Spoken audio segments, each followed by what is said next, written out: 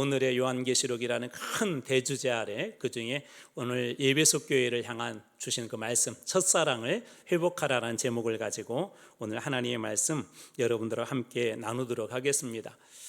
요한계시록은 미래에 대한 그런 예언의 그 책이기도 하지만 가장 중요한 핵심이 하나가 있다고 했습니다. 요한계시록은 두려움이나 또 우리에게 어떤 무서움이나 혹은 미래에 대한 어떤 공포스러운 일들을 이야기해 주는 것이 아니라 우리는 요한계시록을 통하여서 위로와 소망을 얻게 되는 책이 바로 그 요한계시록입니다. 그래서 요한계시록의 가장 큰 그 계시, 가장 중요하게 우리가 바라봐야 될 분이 예수 그리스도다라는 이야기를 전 시간에 나누었습니다. 그래서 예수님은 어떤 분이신가? 처음이시요 마지막, 알파와 오메가, 모든 것의 주권자시고 통치자시라는 거예요. 그래서 현재 우리들의 고난조차도 그 하나님의 주권과 통치 아래 있기 때문에 실망하거나 좌절할 필요가 없다는 것입니다. 왜냐하면 하나님께서 잠시 동안 우리에게 욥처럼 고난을 허락하기도 하고 어려운 일도 허락하실 수도 있지만 반드시 예수 그리스도께서 그날에 우리도 예수님처럼 승리하게 하실 것을 믿기 때문에 이 요한계시록에서 우리가 예수 그리스도를 바라볼 때 그러한 위로와 소망을 얻습니다. 그래서 요한계시록은 동시에 위로와 소망의 책이기도 합니다. 그래서 요한계시록을 통해서 당시 성도들 이런 고난이 있었고 어려움이 있었지만 그 속에서 위로를 얻고 또 그 속에서 새로운 소망을 얻는, 이 말씀을 통해 소망을 얻는 그러한 은혜가 주어질 수 있도록 그들에게 전해 준 말씀이 바로 요한계시록입니다. 그래서 이 요한계시록에 우리가 말씀을 우리가 읽고 그 다음에 듣고 지키는 자에게는 무엇이 있다고 그랬죠? 복이 있다라고 그렇게 이야기합니다. 지금 삶이 힘들고 어렵지만 그 말씀을 그래도 읽어내고 삶 속에서, 그리고 그 말씀을 또 듣고 또 들을 뿐만 아니라 삶으로 살아내는 그런 사람이 진정한 복, 하나님의 축복을 누릴 것이다 라고 하는 미래의 소망을 주는 책이 바로 이 요한계시록입니다. 요한계시록은 예언 혹은 묵시 그리고 서신서의 그런 양식을 가지고 있다고 그랬어요. 편지 형식이라고 그랬죠. 그래서 오늘부터 우리가 보게 될 7개 교회가 등장하는데요, 이 교회들에게 보내는 그런 편지의 내용들이 나옵니다. 왜 7개 교회에 관한 그런 이야기를 하셨을까요? 우리가 7개 교회만 그들만 읽으라고 보내는 것이 아니라 우리가 7이라고 하는 것은 전체성, 완전성이라는 의미가 있거든요. 그러니까 7개 교회를 특정해서 보냈지만 모든 교회들에게 보내는 말씀입니다. 여러분들이 마지막에 읽었던 그 말씀 7절 말씀에도 보면 성령이 교회들에게 라고 그렇게 말씀이 마무리되어지거든요. 그러니까 예배소 교회뿐만 아니라 이 말씀은 모든 교회에 해당되는 그런 말씀입니다.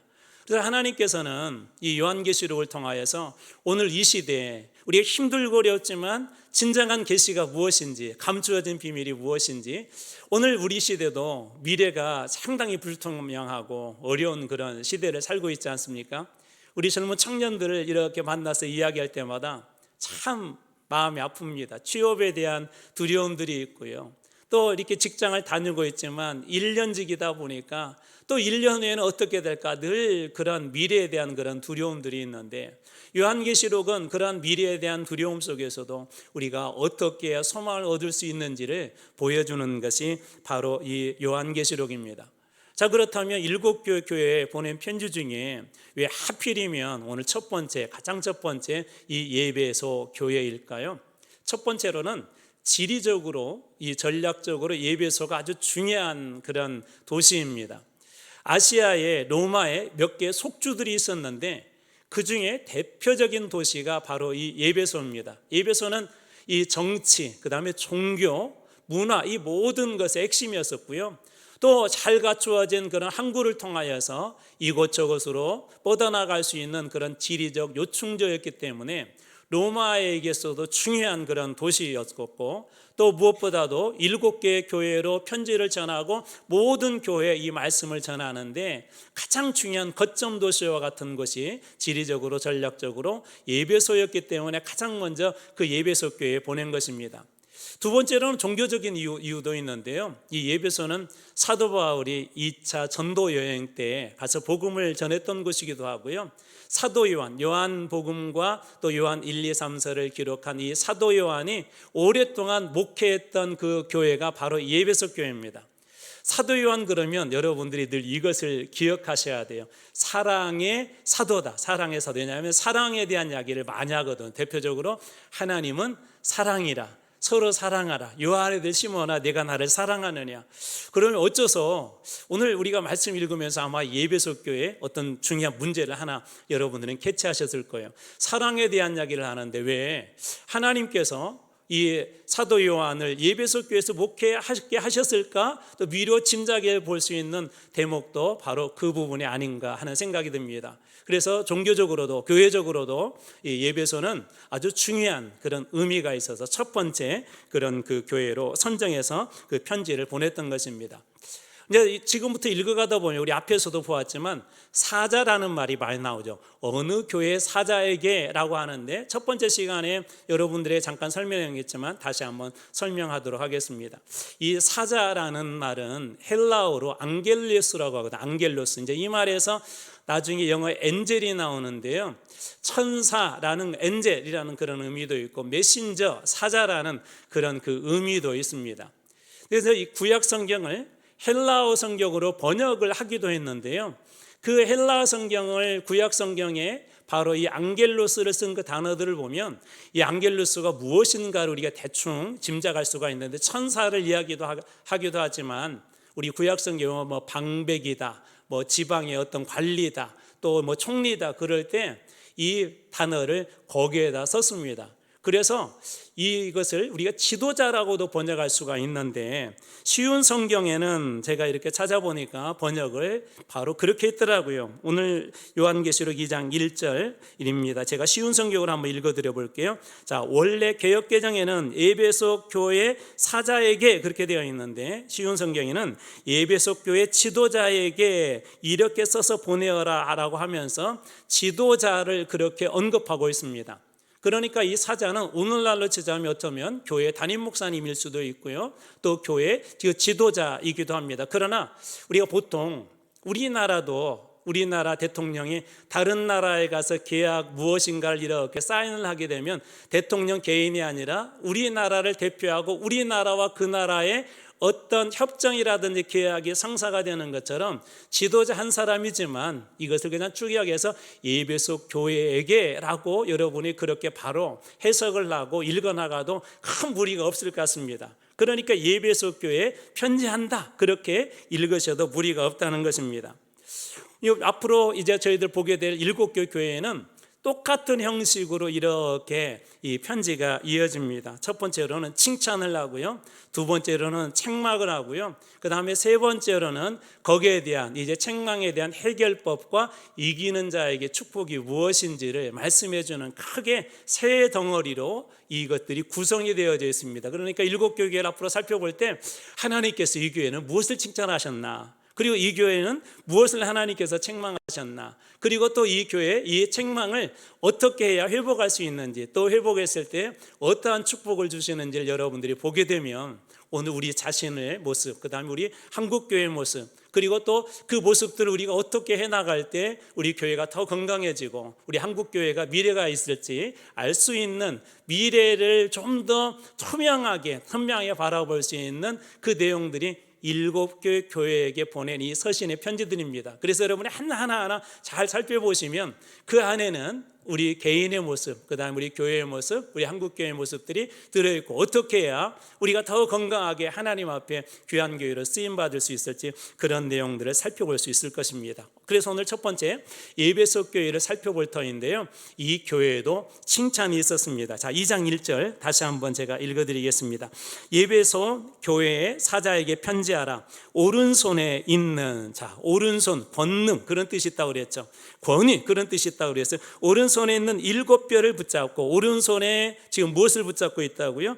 7뼈를 붙잡고 그 다음에 7 금초대 사이를 거니시는 이가 이르되 7 금초대 사이를 거니시는 이. 자, 에베소 교회 사자 이렇게 번역이 된다고 그랬죠. 에베소 교회 지도자에게, 에베소 교회 목회자에게, 에베소 교회 담임 목사에게, 또 이것을 그냥 에베소 교회에게 편지하라 그렇게 해석이 된다고 그랬어요.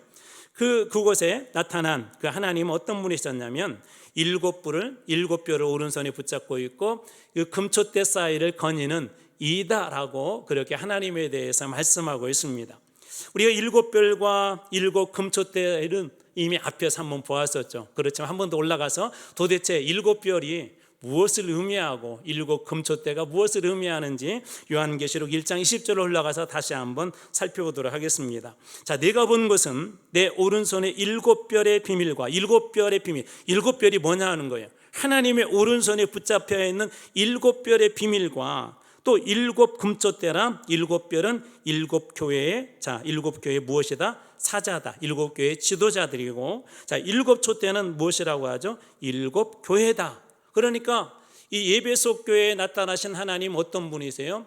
일곱 교회의 그 지도자를 오른손에 이렇게 꼭 붙잡고 있고, 그리고 그 일곱 교회 사이에 거하시는, 우리 지난 시간에 봐서 그 가운데 임재하시며 계시는, 교회 가운데 계시는 하나님께서 지금 에베소 교회에 말씀하시고 있는 것입니다. 일곱 뼈를 오른손에 붙잡았다는 것은 하나님의 권능의 손에 그 교회의 지도자들이 있다는 거예요. 보활이 있다는 거고요. 그 권위와 그 권세가 이 지도자들에게도 동일하게 주어져 있음을 보게 됩니다. 예를 들자면 우리 과거에도 우리 사자들에게는 그런 힘이 있었죠. 우리나라에도 사극에도 보면 자기 훨씬 이렇게 직위가 낮아도 왕의 조소요 그러면은 훨씬 높은 사람도 그 조서 앞에 무릎을 꿇습니다. 그 사람이 사신이기 때문에 그런 거예요. 마찬가지로 이 교회 지도자들은 하나님의 손에 의해서 세워진 그런 사람들이라는 거예요. 또 하나님의 그 권능의 발에 있는 그 하나님께서 권위와 권세를 주신 그것이 바로 교회 지도자들이라는 것입니다. 아마 에베소 교회에 이렇게 말씀하신 이유가 있을 거예요. 그 다음에 두 번째로 하나님은 그 교회 가운데 계시는 분이시다라는 것을 이 1절 말씀을 통해서 이야기해 주고 있었죠. 우리 에베소 교회도 예외 없이 이때 당시에 그런 핍박이 있었습니다. 도미티안 황제 시대였었고 가장 큰 핍박이 뭐라고 그랬죠? 가장 큰 어려움이 이거예요. 황제 숭배에 대한 거였습니다. 황제 숭배. 하나님을 섬길 것인가? 그 다음에 황제를 섬길 것인가? 황제를 신으로 섬겼거든요. 그러니까 우상에 대한 그런 문제가 이 신앙인들에게는 엄청 큰 고민이었었어요. 우리는 뭐 하나님보다 다른 것 더 사랑해도 때로는 우리도 무의식적으로 하나님보다 어떤 걸 더 사랑하기도 하는데, 이때 당시 사람들에게는 우상 숭배는 자기 신앙에 있어서 가장 중요한 문제였었습니다. 무엇보다도 가장 소중한 그런 문제였었고, 그래서 그 문제를 거절하다 보니까 어떻게 돼요? 이 요한처럼 밤모습 같은 데 유배되기도 하고 극단적으로 순교를 당하는 그런 일들이 있었죠. 에베소 교회도 아마 이런 핍박 속에 있었지만 하나님께서 지금 뭘 보여준다고요? 교회 지도자들을 하나님께서 붙잡고 계시고, 나는 너희들이 핍박 중에 있지만 너희 가운데 있어 라고 하는 걸 하나님이 보여주신 거예요. 너희들이 어려움 속에 있지만 나는 교회 가운데 여전히 너희들과 함께 있다라는 것을 하나님께서 보여주신 것이죠. 또 하나, 하나님은 어떤 분이십니까? 2절 말씀입니다. 내가 내 행위와 수고와 인내를 알고, 하나님께서 아신대요. 무엇을 아신대요? 너의 행위, 내가 얼마나 열심을 했는지, 내가 얼마나 수고했는지, 그리고 때로는 내가 얼마나 참아내며 예수 그리스도를 믿고 따르는지 하나님께서 아신대요. 또 악한 자들을 용납하지 아니하는 것과 교회 안에 악한 자들이 붙이지 못하도록 용납하지 않았다는 거예요. 그리고 심지어 자칭 사도라 하되 아닌 자들을 시험하여, 사도라고 하고 거짓으로 가르쳤던 그런 사람들을 시험해 봤대요. 진짜인지 아닌지. 그래서 그런 사람들을 거짓된 것을 드러내어서 교회에서 쫓아낸, 정말 참으로 열심히 있는 그런 교회가 바로 이 에베소 교회였습니다. 3절은 또 어떻습니까? 또 내가 참고 내 이름을 위하여 견디고, 참고 견딜 뿐만 아니라 게으르지 아니한 것을 내가 아노라. 하나님께서 뭘 하시는 거예요? 그들의 수고와 그들의 인내와 또 그들의 열심, 교리적으로 하나님 앞에 순결을 지키기 위해서 수고했던 그 모든 것들을 하나님께서 아신대요. 게으르지 아니하고 악한 것들은 드러내서 교회에서 발붙이지 못하게 하고, 또 그들은 늘 하나님 앞에 자기들의 행위로도 열심히 했던 그런 교회였던 것이죠. 교리적으로도 상당히 순결한 그런 교회였음을 6절 말씀에서도 알 수가 있습니다. 오직 네게 이것이 있으니 네가 니골라 당의 행위를 미워하는도다. 니골라 당의 행위라는 게 정확하게 무엇인지는 알 수가 없는데요, 에베소와 우리가 고린도전서를 읽어가다 보면 이때 당시 에베소는 상당히 우상 숭배가 아주 많았던 도시입니다. 대표적인 그 도시, 우리가 성경에서는 아뎀이라고 하는 그런 우상을 섬기는 대표적인 그런 도시였습니다. 아마 이 니골라 당은 이런 것 같아요. 믿음도 가지고 있으면서 우리식으로 얘기하자면, 우리 한국식으로 얘기하자면 예수도 믿고 교회에 나오면서 그 조상한테 절해도 괜찮아, 제사해도 괜찮아, 우리가 하나님 믿는데 뭐 조상들에게 효도하는 건데 뭐 그 정도는 뭐 괜찮아라고 이야기하는 일종의 혼합주의적 신앙이 이 니고들라 당이었던 것으로 대부분 신학자들은 그렇게 의견을 모으고 있습니다. 그래서 마음으로 예수 잘 믿으면 되지, 뭐 주일 성수는 뭐 그냥 안 해도 돼, 또 뭐 우리 모임에 뭐 참여하지 않아도 돼, 뭐 예배는 굳이 뭐 꼭 교회 가서 드려야 되나, 내가 마음으로 잘 믿으면 되지라고, 그렇게 그들 마음속에 이런 식으로 했을 가망성이 큰 그들의 모임이 바로 이 니골라 당이었던 것입니다. 하나님은 열심과 교리적으로 순결한 삶을 살려고 정말 몸부림쳤던 교회, 그 교회 그 모든 것을 하나님께서 아신대요. 가끔 우리들 이렇게 봉사하다 보면 서운할 때가 있어요. 혼자 어려운 일을 열심히 하고 있는데 그냥 어떤 사람이, 어느 성도가 그냥 보고도 그냥 지나칩니다. 나는 지금 힘들어 죽겠는데 그냥 모른 척하고 갑니다. 또 정말 막 이런저런 막 힘들게 봉사를 했는데 어느 누구도 알아주지도 않고 오히려 칭찬보다는 도대체 누가 이렇게 했냐고 꾸지람을 이렇게 핀잔을 듣고 나면 그때 마음이 이렇게 무너질 때도 있죠.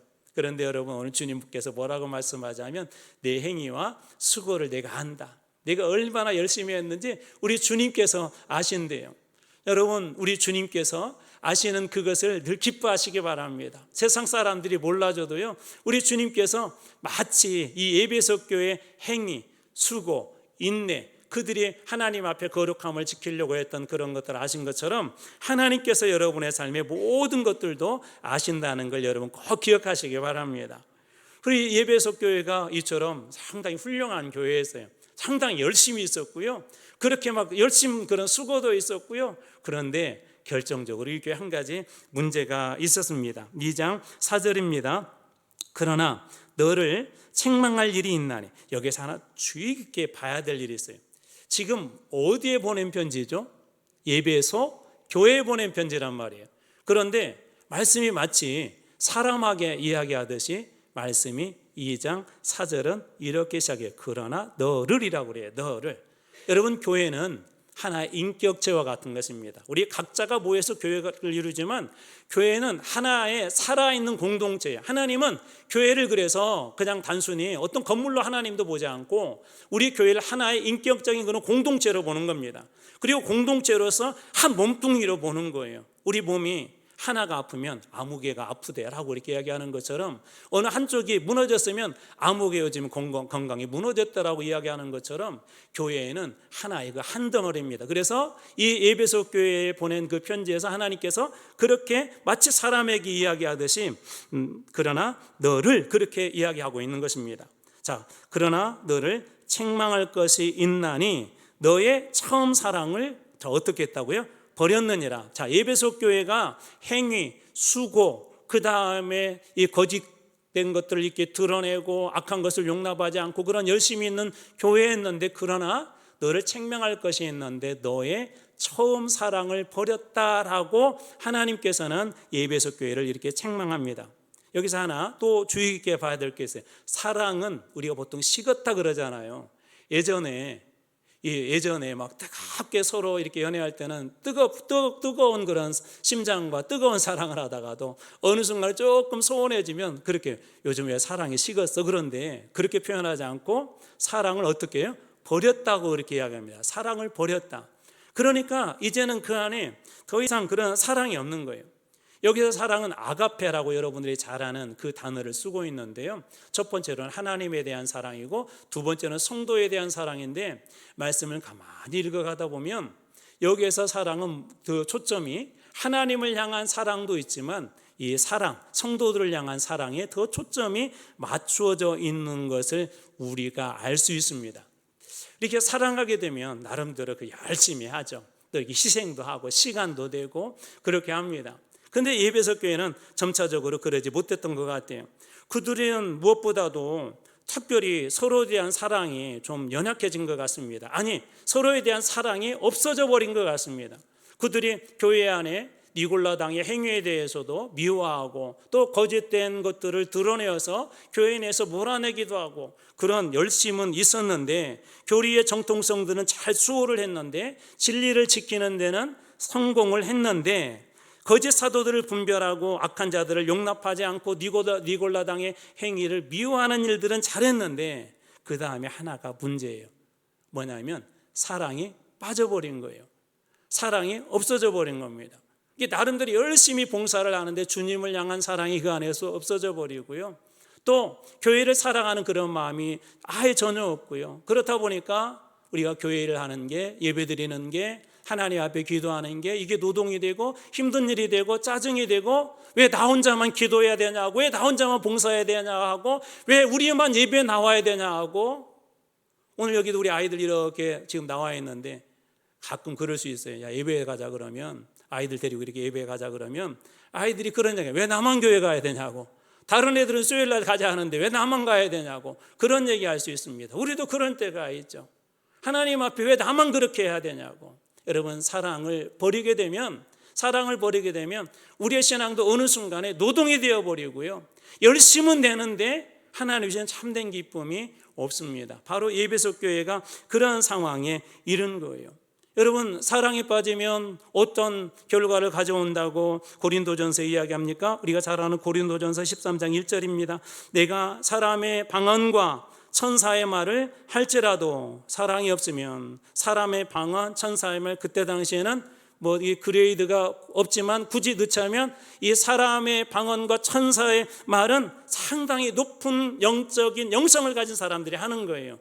그런데 아무리 사람들이 볼 때 막 방언이 터져 나오고 막 기도를 세게 하는 것 같고 열심히 봉사한다 할지라도 말씀이 이렇게 해집니다. 사랑이 없으면 소리 나는 구리와 같고 울리는 꽹과리가 되고 안고 없는 찐빵이 되고, 그게 사랑이 없으면 그렇게 된다는 거예요. 열심을 냈어요. 열심을 내어서 니골라당의 행위도 미워하고 거짓된 것들도 막 드러내고 막 교회 내에서 그런 거 분별하고 막 수고하고 애쓰고 때로는 참기도 했지만 그들 안에 가장 부족했던 것이 뭐냐면 사랑을 버렸다라고 이렇게 이야기합니다. 오늘 우리도 만약에 여러분들 예배드리는 것들이 하나님 앞에 나와서 기도하는 시간들이, 우리 성경을 읽는 그런 시간들이 의무적으로 하고 있다면, 어쩔 수 없이 하고 있다면, 내 직분이 이러니까 그 직분 때문에 하고 있다면 어쩌면 우리도 이 예배석 교회처럼 처음 사랑을 버렸을지 모릅니다. 이 중에 계신 분들은 그래도 한 번 정도 저는 성령의 깊은 그런 체험을 다 하셨을 것이라고 이렇게 보여집니다. 오래 신앙생활 하셨고 정말 뜨거웠던 70년대 80년대 신앙생활 하셨던 분들은 정말 그 뜨거웠던 그때 그 경험들을 한 번씩도 다 경험하셨을 거예요. 그때는요, 이 교회만 가도 그냥 너무 좋았지 않습니까? 우리 부흥회 한다고 하면 늘 앞자리에 와서 차지하려고 그러지 않았습니까? 서로 하나님 앞에 축복받겠다고, 서로 헌금하겠다고 앞장서서 그렇게 하고, 교회가 어려우면 교회에 건물이 없으면 교회를 짓겠다고 밭을 내어놓고 재산을 내어놓고 했던 그 수많은 사람들의 헌신이 있었습니다. 오히려 즐거워했습니다. 오히려 그 일을 기뻐했습니다. 그런데 오늘 우리는 어떻습니까? 목사님, 저부터 어떤 것 같습니까? 하나님의 말씀을 준비하는 그 시간들이, 우리 말씀을 묵상하는 시간들이, 주님 앞에 예배를 드리는 이 시간들이 정말 그때처럼 여전히 기쁘고 즐겁냐는 것입니다. 만약에 우리 안에 그런 마음들이 다 사라져 버렸다면 오늘 우리도 이 말씀을 붙잡고 고민해 보셔야 합니다. 나에게 처음 사랑 예배석 교회처럼 나도 버리진 않았는가? 여전히 내 안에는 그 처음 사랑이 뜨겁게 있어서 교회를 사랑하고 하나님을 사랑하고 성도를 사랑하는 그런 마음이 여전히 내 안에 있는가?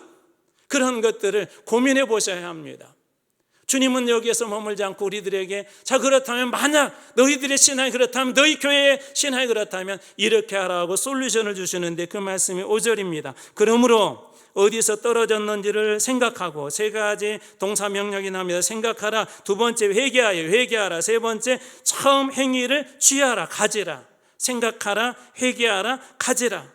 하나님께서 그렇게 말씀, 만약에 너희가 지금 그 뜨거웠던 그 사랑들이 너희 안에 하나도 남지 않았다면 도대체 어디서부터 너의 신앙이 그렇게 되었는지 잘 생각해 보고, 생각하라는 말은요, 계속해서 진행되는 걸 얘기해요. 계속해서 생각하라는 거예요. 답을 발견할 때까지 그렇게 하라는 거예요. 야곱이 약복강 강가에서 자기 인생의 문제가 해결되지 않을 때 그 문제를 해결할 때까지 하나님께서 축복하지 않으면 내가 이 자리를 뜰 수 없다고 하나님 앞에 간절히 구하고 그 문제를, 그 답을 찾을 때까지, 문제의 답을 찾을 때까지 야곱이 끈질기게 씨름했던 것처럼 생각하라는 것은 그런 의미가 있는 거예요.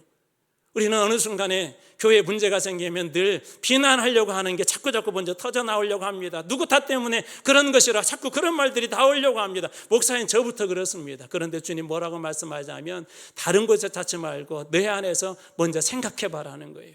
어디서부터 내 신앙이 무너졌는지, 어디서부터 내가 기도하는 즐거움들이, 기쁨이 없어졌는지, 어디서부터 예배드리는 감격이 없어졌는지 생각해보고 거기에서 반드시 해답을 찾아라 하는 것이 이 생각하라는 것입니다. 그리고 그거에 대해서 어디에서 문제가 있었는지 발견해야 된다면 하나님 앞에 그 문제를 회개하라는 거예요. 그 문제에 대해서 하나님 앞에 철저히 회개하라는 거예요. 다시 옛날에 그 악한 삶으로 돌아가지 않도록 회개하라고 주님께서 그렇게 이야기합니다. 그리고 처음 행위를 가지라라고 그렇게 이야기합니다. 처음 행위, 이 단어가 중요해요. 처음 행위. 왜 행위라고 했을까요? 자, 다시 한번 정리해 봅니다. 에베소 교회는 하나님께서 지금 무엇을 알고 계신다? 내 행위와 수고를 알고 있다. 니골라 당이 그렇게 했을 때 그들을 너희들이 미워하는 행위도 알고 있다. 이들은 행위에 열심히 있는 교회에 있었어요. 그런데 주님은 뭐라고 말씀하시냐면 처음 행위를 다시 찾아라, 가져라. 무슨 얘기예요? 똑같은 행위가 있는데 왜 처음 행위라고 했을까요? 그때와 지금에 다른 게 있어요. 지금 봉사하는 것과 그때 봉사했던 게 다른 게 있어요. 지금 예배드리는 것과 그때 예배드린 게 다른 게 있어요. 그 안에 하나님을 향한 사랑과 교회를 향한 사랑이 지금은 다 빠져버린 거예요. 행위가 없는 게 아니라, 열심이 없는 게 아니라, 헌신이 없는 것이 아니라, 똑같이 그때도 헌신이 있었고 봉사가 있었고 열심히 있었는데 처음 행위, 그때는 뜨거운 하나님에 대한 그 사랑과 말씀에 대한 기쁨과 기도에 대한 감격과 예배에 대한 감동과 그런 것들이 지금은 다 빠져버렸다는 거예요. 그래서 그때 하나님을 만났을 때 성령님께서 우리 안에 오셔서 우리가 정말 기쁘게 즐거워했던 그 처음 행위, 그것을 다시 가져오라고, 다시 찾아라고 그렇게 이야기하는 것입니다. 사랑하는 성도 여러분, 우리는 작은 거 하나만 이렇게 잃어버려도 마음이 며칠 속상하죠. 요즘은 지갑에 많은 돈을 이렇게 넣고 다니지 않습니다. 그런데도 잃어버리게 되면 몇 날 며칠이고 계속해서 생각납니다. 그런데 하나님께서 우리에게 보석해 주신 신앙을 여러분들은 혹시 잃어버렸다면 지금 그 잃어버린 것에 대해서 안타까워하며 하나님 앞에 기도하고 있냐는 것입니다. 다시 그때 그 신앙을 달라고 부르짖고 있냐는 것입니다. 여러분, 다시 그 처음 행위를 꼭 회복하십시오. 주님 주셨던 처음, 그 뜨거웠던 가슴, 베드로를 처음 만나실 때 그 뜨거웠던 베드로의 가슴 주셨던 그 마음, 여러분들을 참 주님께서 만나실 때 그셨던 그 처음 행위를 여러분 다시 꼭 회복하시길 주님의 이름으로 축원합니다. 이들에게는 행위가 없었던 게 아니에요. 열심히 계속해서 있었어요. 문제는 행위는 있었는데 사랑이 변질된 거예요. 사랑이 빠져버린 거예요. 사랑이 없어져 버린 것입니다. 그러면 노동이요, 고통입니다. 사랑 없이 바쁠 수 있고, 옳은 것을 추구해도 사랑 없이 옳은 것을 추구할 수도 있고, 성경을 읽으면서도 사랑 없이 성경을 읽어갈 수도 있고, 지식적으로 가득 채우면서도 사랑 없이 지식만 채우는 그런 신앙인이 될 수 있다는 것을 우리는 늘 기억하고, 어디에서 내 신앙이 멀어졌는지, 우리 교회가 어디로부터, 언제부터, 어떤 일부터 하나님으로부터 멀어졌는지 생각하고, 그리고 그것이 하나님 앞에 회개해야 될 그런 상황이라면 철저히 회개하고 처음 주셨던 그 사랑을 다시 회복하는 여러분들이 다 되시길 주님의 이름으로 축원합니다. 여기 하나님께서는 우리들에게 무서운 경고를 하나 더 하십니다. 2장 5절의 뒷부분입니다. 만일 그러하지 아니하고 너희들이 어디서부터 문제가 생겼는지 잘 생각하고 회개하고 그 처음 행위를 다시 찾지 아니하면, 그렇게 하지 아니하면, 만일 그리하지 아니하고 회개하지 아니하면 말씀이 이렇게 이어집니다. 잘 보십시오. 내게 가서 누가 일하시겠다는 거예요? 하나님이 직접 가신대요. 하나님이 직접 가셔서 내 촛대를 그 자리에서 옮기리라. 다시 여기서 질문입니다. 자, 7 금촛대는 무엇을 가리킨다고 그랬죠? 다시 그러면 3번 설교를 다시 해야 됩니다. 7 촛대는 뭐라고 했죠? 7 금촛대는 교회라고 그랬죠. 그러면 다시 한번 말씀을 잘 보십시오. 내게 가서 내가 회개하지 않고 돌이키지 아니하고 첫사랑을 회복하지 아니하면 내게 가서 내 촛대를 그 자리에서 옮기리라. 교회를 옮기겠대요. 교회를 옮겨버리겠대요. 교회 건물을 이사하겠다는 그런 말이 아닙니다. 주님께서 그 공동체가 더 이상 자신의 빛을 세상에 비추는 주님의 교회로 인정하지 않겠다는 거예요. 건물이 있어요. 많은 성도들이 모여요. 예배가 감동적으로 드려지는 것 같아요. 그런데 주님께서 그렇게 말씀하신 거예요. 너희가 첫사랑을 회복하지 않으면 나는 너희를 교회로 인정하지 않겠다. 안 두려우세요?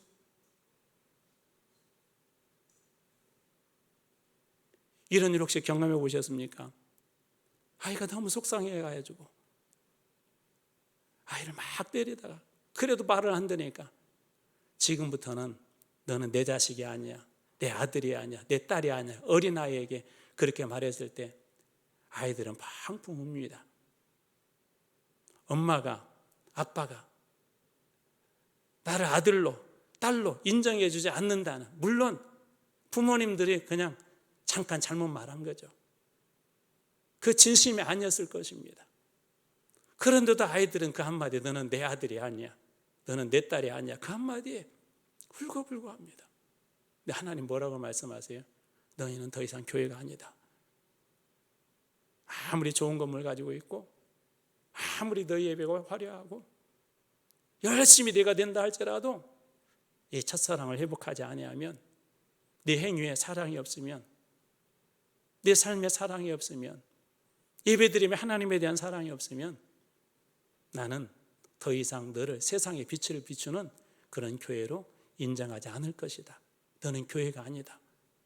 주님께서 지금 그렇게 경고하시는 거예요. 무서운 경고죠. 여러분, 가짜라고 더 이상 교회가 아니라고 하는 이 경고를 하나님께서 지금 에베소 교회뿐만 아니라 우리들에게 하는 거예요. 에베소 교회는 다시 설명하자면 게으른 교회가 아니에요. 열심히 있는 교회에 있어서 이단을 용납한 그런 교회도 아니었습니다. 거짓된 것을 찾아가지고 다 드러내어서 교회 안에서 더 이상 거짓에 발 붙이지 못하도록 열심을 했던 게 바로 에베소 교회였습니다. 그런데도 주님은 그 교회에 촛대로 움직이겠대요. 옮겨버리겠대요. 열심히 교회를 세우는 게 아니에요.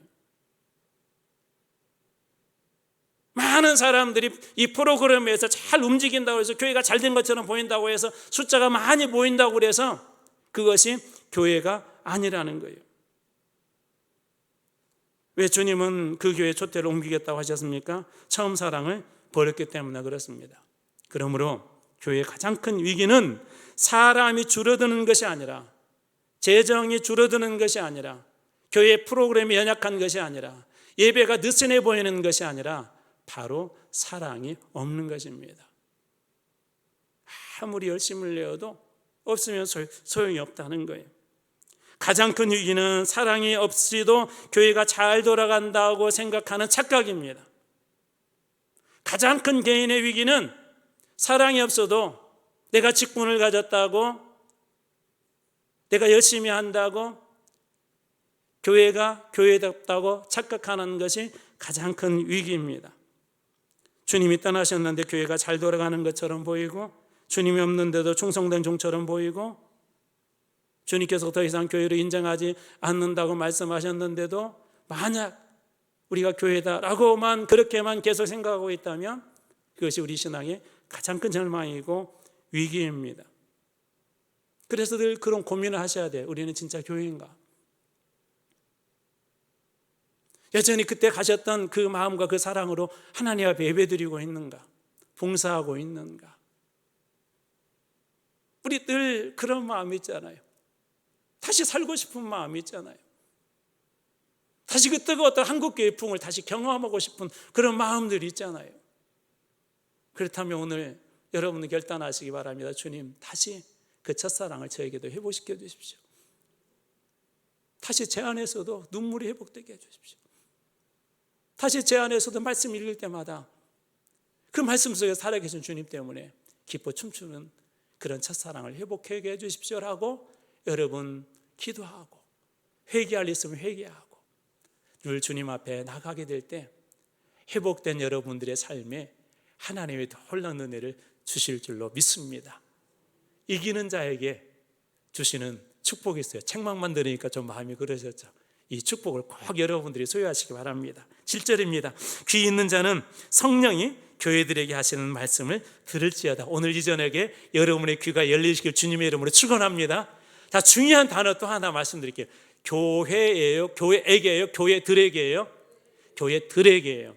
여기에서 하나 포인트 얘기하자면, 어떤 특정 단체는 우리에게만 말씀하셨대요. 아니에요. 교회 뭐예요? 교회들에게예요. 교회들에게. 특정한 사람이 아니라 교회들에게 말씀하신 거예요. 자, 우리가 요한 계시록, 자, 우리가 계시에 대한 책이라고 그러죠. 계시라는 뜻이 뭐라고 그랬죠? 감추어놓은 것을 드러낸다는 그 뜻이 있다 그러죠. 감추어진 걸 드러낸다. 그러니까 계시의 목적은 감추는 게 아니에요.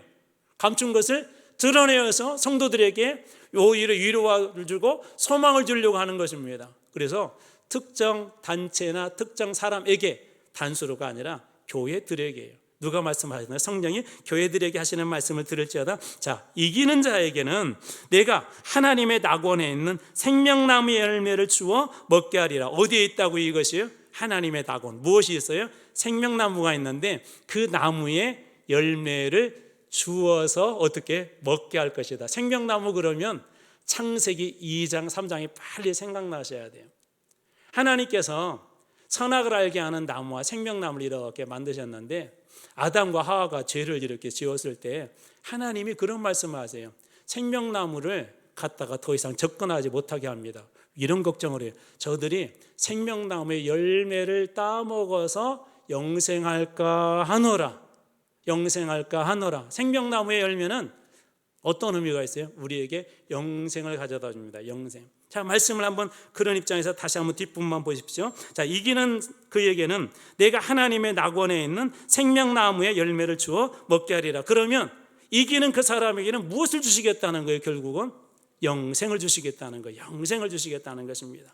저는 여러분들이 하나님께서 주시는 이 생명나무의 열매, 말씀의 열매, 구원의 열매, 이 모든 구원의 근본이고 시작인 예수 그리스도를 통하여서 여러분들이 영생하는 그런 축복을 누리시길 주님의 이름으로 축원합니다. 성령이 교회들에게 말씀하시는 거 여러분들에게도 해당이 됩니다. 이기는 자에게 주시는 이 축복을 여러분 모두가 다 누리시게 될 줄로 주님의 이름으로 축원합니다. 자, 그렇다면 누가 이기는 자일까요? 완벽한 사람이요? 열심히 하는 사람이 아닙니다. 주님의 말씀을 듣고 생각하고 회개하고 다시 첫사랑을 가지는 자, 회복하는 그런 사람이 바로 이기는 그런 사람입니다. 이제 말씀을 마무리합니다. 에베소 교회는 신학의 정통성과 교리적 순결을 지키는 데 탁월했고 행위와 수고와 열심히 있는 그런 교회였지만 한 가지 뭐가 문제가 있다고 하죠? 처음 사랑을 그런 버린 교회였었습니다. 거기에 대한 솔루션으로 어디에서부터 그렇게 떨어졌는지 잘 생각하라. 그 다음에 회개하라.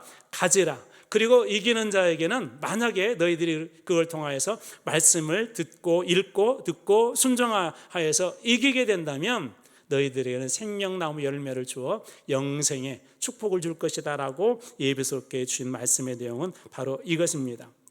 분별을 버리라고 말씀하지도 않고요, 열심을 버리라고 말씀하지도 않고 행위와 수고를 없애라고 말씀하지도 않습니다. 거기에 중요한 것이 그 안에 사랑을 더하라는 거예요. 여러분 한 분 한 분이 오늘 이 마지막 말씀처럼 이기는 자에게 주시는 축복을 다 누리시는 우리 요한계시록의 말씀을 읽고 듣고 또 이렇게 생각하고 순종하며 나갈 때 여러분들에게도 이 이기는 자에게 주시는 축복이 그대로 임하게 되시길 주님의 이름으로 축원합니다. 기도하겠습니다.